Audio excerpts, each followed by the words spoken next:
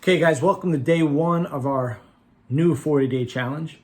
We're gonna pick up where we left off from that MedCram video. Remember, the next 10 days, we are focused on mitochondrial health. We're focused on reducing oxidative stress. We are focused on you understanding some of this biology so that you can implement it in your life. So let's start off where we left off, talking about proteins, carbs, and fats. And let's listen up. Those are carbs, fats, and proteins. Regardless of which one it is for now, we'll simplify this a little bit. All of these things can eventually be broken down into 2 carbon units. In this case, it's called acetyl-CoA. Then what happens is it goes into a cycle called the Krebs Cycle. We're just going to call that circle K here. What happens is when it goes through that cycle, there's a bunch of metabolism that occurs. And out of that comes basically electrons. What's important is that these electrons are tied up in something called NADH and FADH2. These electrons are what we call reduced, which means that they love to be given up. You'll hear me use that term reduced. Doesn't mean to go down in amplitude, it means the opposite of oxidize. What we mean by that is if you've got something like A and B, and A has an electron, and it gives that electron to B, then what we say there is that B was reduced, and A was oxidized. In other words, when something loses an electron, it becomes oxidized, and when something is gaining an electron, we say that it is reduced. So because these NADH and FADH2 are rich in electrons, they love to go out and reduce things. In other words, they become oxidized, but they reduce something else in the process. So just keep that in mind. And let's back up a little bit and talk about why we're here in the first place. Carbohydrates, fats, and proteins are all fuel for our body. And when you put fuel into a car engine, what you're trying to get out is angular momentum or rotational momentum of the wheel so it can spin and you can get energy. And that energy is being put to good use, either by turning an alternator and getting electricity, or turning a wheel and moving from one place to another. Here, we obviously want something a little bit different. What the end point is to get something called ATP. That stands for adenosine triphosphate, which is basically an adenosine with 3 phosphate molecules on it. And what the body does to get energy is it just knocks off one of those phosphates, and what you get is energy. And to get that energy back, you just take a bunch of energy to put that phosphate back on. Well, what are you putting it back on? You're putting it back on ADP, adenosine diphosphate. So when you go from adenosine diphosphate to adenosine triphosphate, you have to add energy. When you go from ATP down to ADP, you get energy. So this is the fuel for the body, and that is the currency of energy in the body. Okay, we'll pause there. We'll pause there for now. So George, why don't we look a little bit now into what was just described from fats, carbs, proteins, into the Krebs cycle, and then into NADH and was it FADH2? Yeah, FADH2. Sure, yeah. So the other thing like that he says at the end is that it takes energy to make ATP. Going from ADP to ATP takes energy. Now, that might seem a little bit counterintuitive to you if you think about it for a second, because if we're spending energy to make energy, how is that helping you? How is there not a net negative? How is there not a balance? Because we know from the second law of thermodynamics that the more times that energy changes form, the less efficient the energy is at doing work. But what this is really doing is it's an investment. You're investing energy into creating the ATP molecule so that you can store it for later. It's like a storage of energy so that you can use in plenty of other chemical reactions in your body. So how do you get that energy to go from ADP to ATP? It starts out with the Krebs cycle, which he doesn't really go in depth with in the video. It would take a very long time to go in depth with the Krebs cycle. There's plenty of steps. But essentially what's happening is you're transforming these carbs, fats, and these proteins, or I should say the components of these carbs, fats, and proteins, into products at the end of the day that can accept electrons from NADH and FADH2. Oxidized products, because as he's saying, things that are oxidized will accept electrons. These electrons, after they're accepted, can then be shuttled onto the electron transport chain, which is the start of ATP production. Right, and that'll be the next part of the MedCram video. Why don't you talk a little bit more about what do we mean by, why does it matter about this giving up an electron, accepting electrons? What is it about oxidation? Like, why does that matter at all? Yeah, oxidation. So a common form of oxidation that you'll encounter pretty much in everyday life is by cooking, putting things on fire, burning things, heating things up. That is an oxidation reaction. Any type of cooking, any type of heat is an oxidation reaction. The reason why that's bad in your body is because oxidized forms of certain chemicals can cause oxidative stress, which means that it can create free radical damage. This can actually rip the electrons off of your components of your body. So if you have a heavily oxidized molecule that really wants electrons to become reduced, it's going to take those electrons from whatever it can get. So if you have a whole bunch of oxidized material in your body, in your mitochondria, and there aren't enough electrons to reduce it back to its reduced form, you're actually causing oxidative stress and damage. So it's not that oxidation is bad, it's that too much is bad, right? Yeah, oxidation, too much and also in the wrong places. Right, yeah. and in the wrong places, which we'll get into in another video. But just to be clear, the whole process of oxidation is a natural process. Yeah, things need to oxidize and reduce. The whole process of this mitochondrial production of ATP revolves around oxidation and reduction. You can't do it without oxidizing and reducing things. So yeah, oxidation is important in certain contexts. Excellent. So now we'll show you a little bit more of the video here, and then we'll stop again and we'll continue to add to the storyline. Runs off of ATP. So how are we going to get from carbs and fats and proteins to ATP? This is what the mitochondria is for. And so carbs, fats, and proteins are broken down into 2 carbon units. They go through this Krebs cycle. The Krebs cycle takes these things and basically metabolizes them into electrons, which can go around and reduce. So what happens now? These electrons then go here to this membrane where there are proteins in the membrane. So the electrons from Krebs cycle, which are represented by NADH, are ready to go to the intermembrane space to give up electrons. They are ready to give it up, and there are proteins that are willing to accept it. And when that happens, let's blow this up a little bit to describe exactly what we're seeing. So here we have the membrane, we have the intermembrane space, and we have these electrons. And we have proteins in the membrane. So when these electrons come in, they come in at the very top of the electron reduced scale, if you will.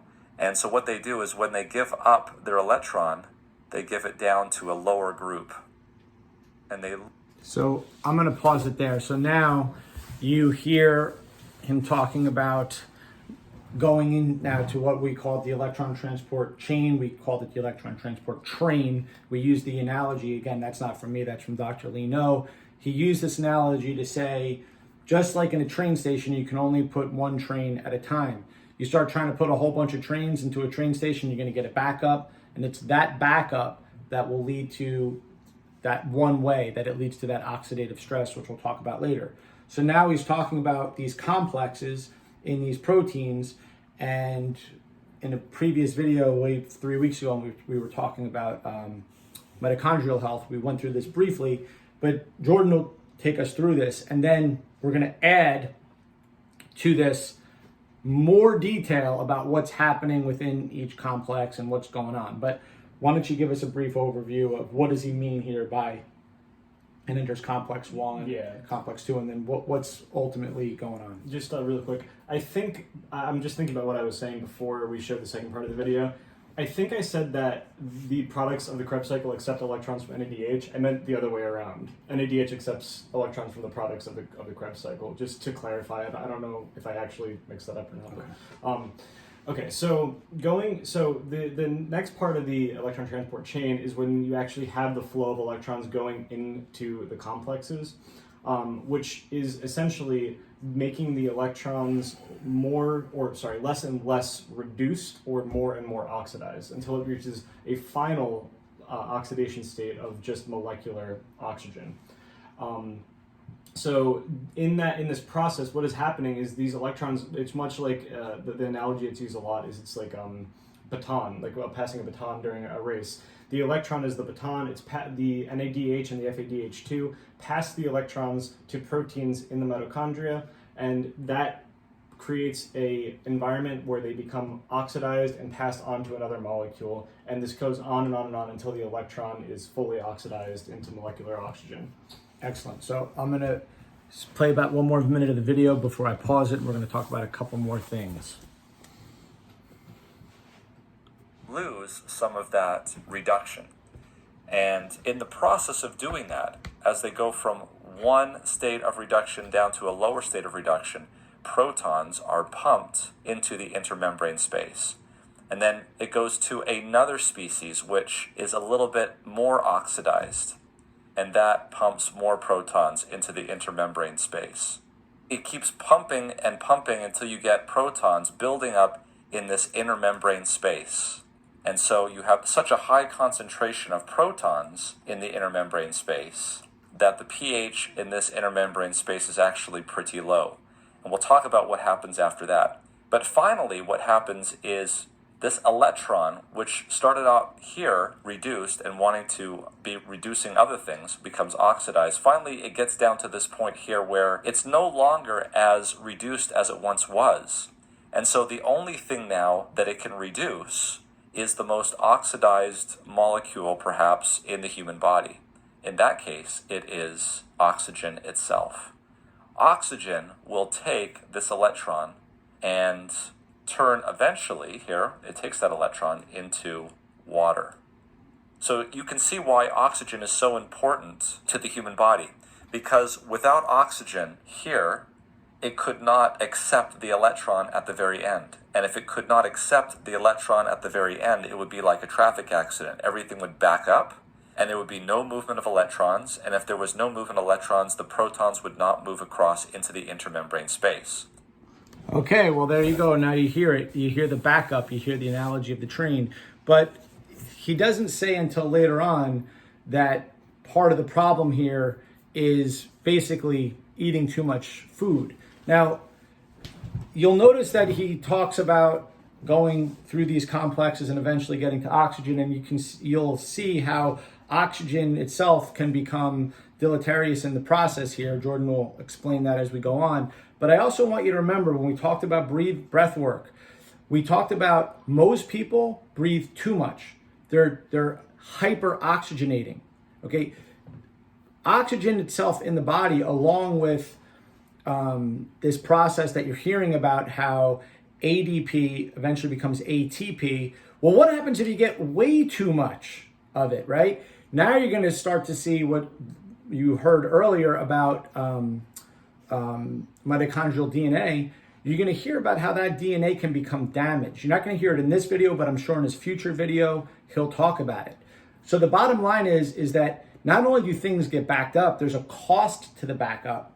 Not only does this eventually go reduce into oxygen, you're going to see how oxygen can become a problem. So keep in mind, in the body, everything's trying to be regulated. It's heading in a direction, but what happens if there's too much of something? It's not good.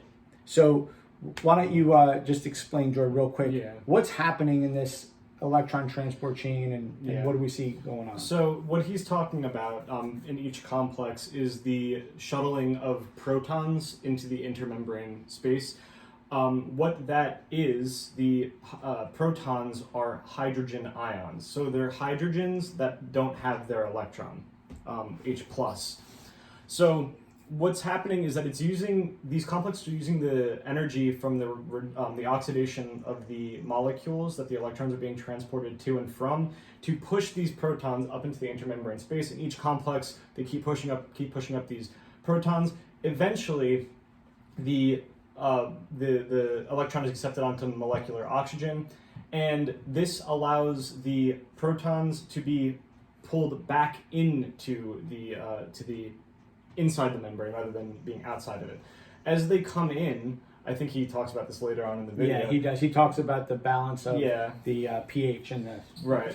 So as this happens, the last of the energy is used to pull since there's such a high concentration gradient. Now that there's so many protons in this intermembrane space and not very many protons inside, you have a concentration gradient where the hydrogens want to come back in, and they come back into the cells through these pores that have things, molecular machines that are very much like pinwheels that spin as the hydrogens pass them. And as that spins, the energy of that spinning is used to attach a phosphate to the ADP to form ATP. So that's the energy investment. You push all these hydrogens up by causing this oxidation, and then you pull them back in and use that energy to create the ATP. Excellent. So let's keep going. Let's see what's going on. Oh, let's take the time now, because in this video I find it interesting that he doesn't talk about this, but you did hear us talk about this. One of between these complexes, there is, and Dr. Lino talks about it, something called ubiquinol. Yeah. And I find it interesting that this doctor doesn't talk about ubiquinol, and I don't know if it's because he knows that statins are an issue with ubiquinol, meaning that anybody that's on a statin should definitely be taking ubiquinol. But is there a role for ubiquinol in this electron transport chain that can become problematic if it's... Yeah, so it doesn't have a role per se in the electron transport chain itself, but what it does is it's almost there as like a fail-safe, where if there's a leak, if there's some type of oxidative damage, the ubiquinol is there as kind of like a scapegoat, I guess, kind of. It accepts the radicals and the oxidized species instead of the damage occurring to other places in the cell. So you'll hear, I don't mean to cut you off, you're going to hear about this.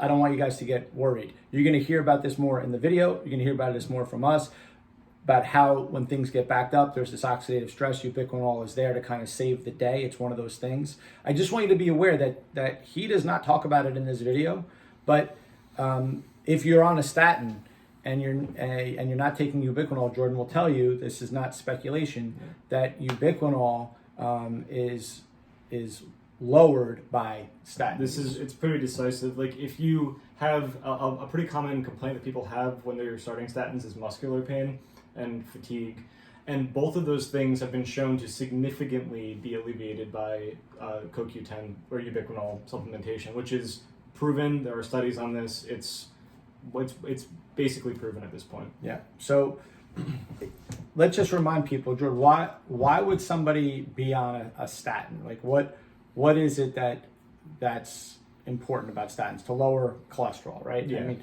so I want you guys to think about this, and we've talked about it in the past, and I'm not going to go on too much of a tangent, but I did say to you guys that you should be more worried if your cholesterol is way too low. You should be concerned if it's high, but you should also be very concerned if your cholesterol is very low, because cholesterol is what you need in order to make hormones as well as other things. But to be on a statin and get your cholesterol with the goal of getting it so super low, it comes with a cost. And one of these costs is ubiquinol. It comes with other costs too, and you may notice it in your energy, in your sex drive, in your strength. There's a lot of things that happen when you're on a statin. And why is that? Again, because it's at the cost of hormones. Guess what testosterone is? Hormone. Guess what growth hormone is? Hormones. Okay, things that make you big and strong and full of energy and sex drive and all these things. So the point is that one of the other consequences of being on a statin, and I'm not telling you guys to get off your statin. What I am saying is get healthy. Get healthy. My point is that if you're on a statin because you're 40 pounds overweight, lose the 40 pounds. because it's costing you. It's costing you not only that energy, that vitality, that strength, that sex drive. That statin is also depriving you of ubiquinol. And what we're telling you is that ubiquinol is there to do what? To save you from oxidative stress. How's COVID-19 killing people? How is all disease hurting people? Through oxidative stress. Not all disease, but most diseases. I mean, honestly, you could make the claim that it's all diseases, because even if it's like a if it's a different type of virus, norovirus, if it's a different type of bacteria, a fungus, literally anything, your immune cells are producing oxidative species to fight it off. Yes. And even if you just have chronic inflammation that's not due to any type of infection, your immune system's still creating the oxidative species to fight that off. And yeah, this is a good time to stop. We'll talk about reactive oxygen species and these different complexes more tomorrow. We're already a little bit over 20 minutes, and I don't want to go over 20 minutes for each video. All right, guys, thank you for your time.